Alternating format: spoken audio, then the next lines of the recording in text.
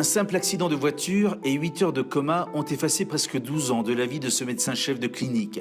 Pierre Dante Piccioni s'est réveillé dans sa tête précisément le 25 octobre 2001, alors qu'on était en fête le 31 mai 2013. Il a tout oublié des 12 années qu'il a vécues.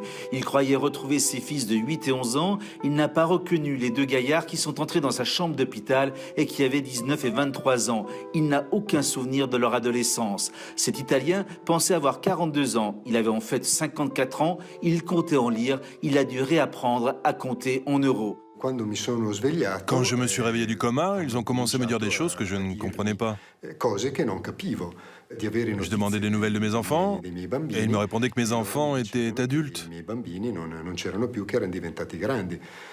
me demandaient quel jour on était et j'ai répondu le 25 octobre 2001. Et en fait, la vraie date, c'était le 31 mai 2013.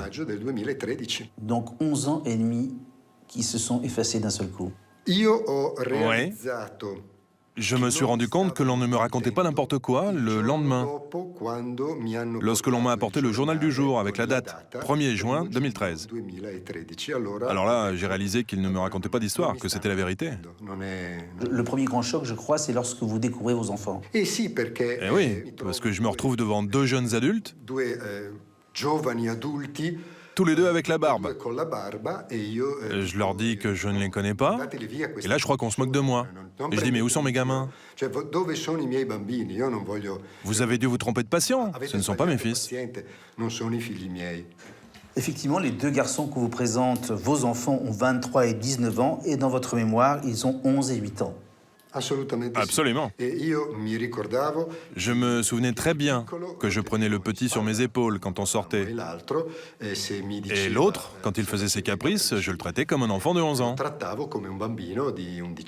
Et donc, avoir devant moi ces deux adultes, que j'avais du mal à reconnaître, seule la couleur de leurs yeux me rappelait quelque chose. J'imagine même choc lorsque vous découvrez votre femme, qui a donc presque 12 ans de plus. Ma femme, lorsqu'elle est entrée dans la pièce, j'ai vu qu'elle avait des cheveux différents. Des lunettes, alors qu'elle n'en portait pas. Des rides aussi. Je me suis dit, mais qu'est-ce qu'elle a fait depuis ce matin? Je me suis dit qu'elle avait dû passer toute la journée chez le coiffeur pour changer autant en si peu de temps. En fait, il ne s'était passé que quelques heures. Mais pour moi, c'était 11 ans et demi que j'avais oublié. À ce moment-là, vous avez l'impression de vivre un cauchemar ou vous réalisez tout doucement que votre mémoire a effacé 12 années de votre vie? En 2007, je suis devenu chef de clinique d'un service d'urgence. Et évidemment, j'avais de nombreux collaborateurs que je ne reconnaissais pas, car ils faisaient partie de mon trou noir. C'était comme dans un film, je ne les reconnaissais pas et mes assistantes pleuraient parce que je ne les reconnaissais pas. Et l'épreuve du miroir a dû être terrible. Vous êtes donc découvert avec 12 ans de plus, avec des cheveux blancs et des rides. L'épreuve du miroir a été comme un choc. La première fois que je me suis vu, je me suis mis à bouger pour voir si c'était vraiment mon reflet dans le miroir et non pas une image fixe. Et j'ai pensé, si je m'étais croisé dans la rue, je ne me serais pas reconnu. Qu'est-ce qu'on découvre sur son visage? Qu'est-ce qui vous a frappé tout de suite? Quand je me suis regardé, je me suis dit, ça pourrait être effectivement moi. Mais j'avais complètement changé. Les cheveux blancs, les rides, le visage. Après, je me suis regardé, c'était plus mou, moins tonique. Le visage, la peau, je me suis dit, ouais, on dirait mon père, pas moi. Et combien de temps il a fallu pour que les psychologues, les médecins qui vous entourent et vous-même acceptiez que votre mémoire se soit effacée pendant 12 années? Pendant 6 mois, on m'a considéré comme une personne qui aurait pu récupérer la mémoire. Comme si j'avais eu un syndrome post-traumatique, comme les soldats qui rentrent d'Afghanistan ou d'Irak. Mais 6 mois plus tard, lorsqu'ils ont fait des contrôles, ils se sont rendus compte qu'il y avait des cicatrices dans mon cerveau. À ce moment-là, tout le monde, les médecins, les psys et moi-même, nous avons compris que je ne retrouverais jamais la mémoire. Et ça a été un deuxième choc. Donc votre vie s'est arrêtée en 2001, lorsque vous vous réveillez, ce n'est plus la lyre, c'est l'euro, et vous découvrez que Jean-Paul II n'est plus là, mais qu'il y a deux papes. Oui, je suis catholique. J'ai découvert que le pape était mort en 2005 et cette histoire des deux papes, je n'ai toujours pas comprise. En tant que catholique, franchement, ça me laisse très perplexe. Quelles sont les grandes choses que vous avez ratées de votre vie? L'écran tactile, Facebook, Twitter, WhatsApp. Et je commence à réapprendre à les utiliser.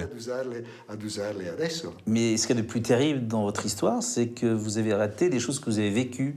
Par exemple, l'adolescence de vos enfants. Ça doit être terrible, ça. Oui, ça c'est le problème le plus grave. J'ai 2 fils. Et le rapport père-fils se joue au moment de l'adolescence.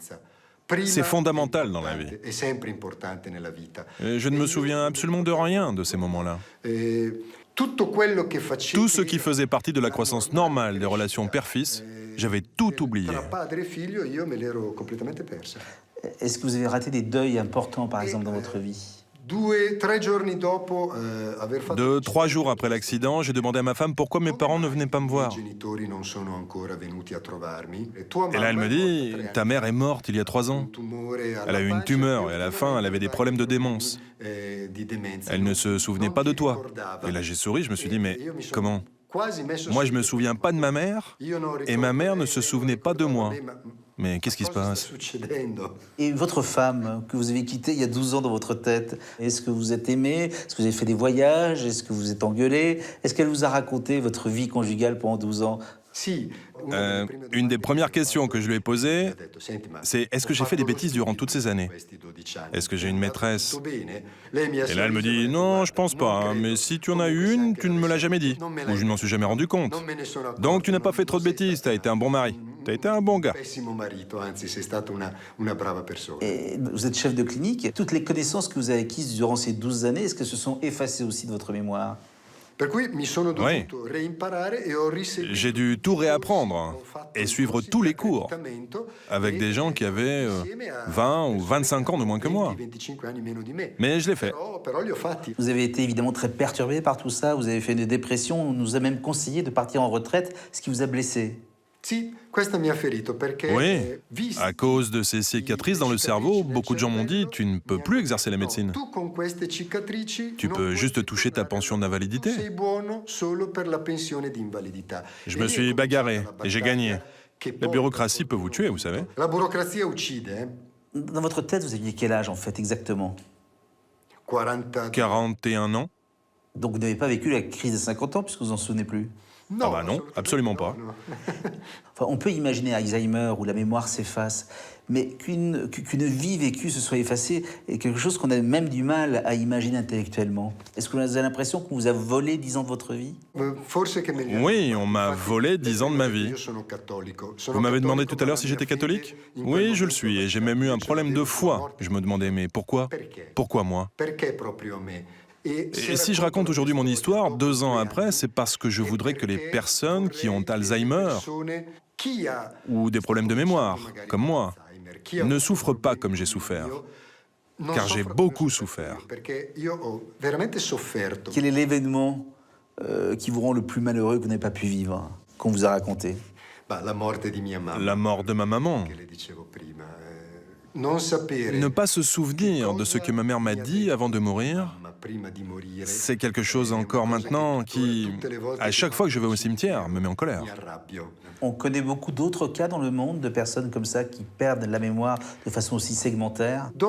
Il y a des dizaines de cas de perte de mémoire traumatique, mais je suis le premier médecin à qui c'est arrivé. Et votre spécialité, c'est? J'ai 2 spécialités, les poumons et la médecine d'urgence. Vous n'avez pas envie de vous spécialiser dans le cerveau? Non. Quelqu'un qui perd la mémoire et qui veut se spécialiser dans le cerveau aurait un conflit d'intérêts. Vous savez, en Italie, on a des gros problèmes avec les conflits d'intérêts. Et je ne suis pas Berlusconi. Au fait, Berlusconi, effectivement, sur 12 années, vous vous êtes endormi, il était là, vous êtes réveillé, il était encore là, mais plus au même endroit. La seule différence, c'est que lorsque je me suis endormi, il n'avait pas de cheveux. Et lorsque je me suis réveillé, il avait à nouveau des cheveux.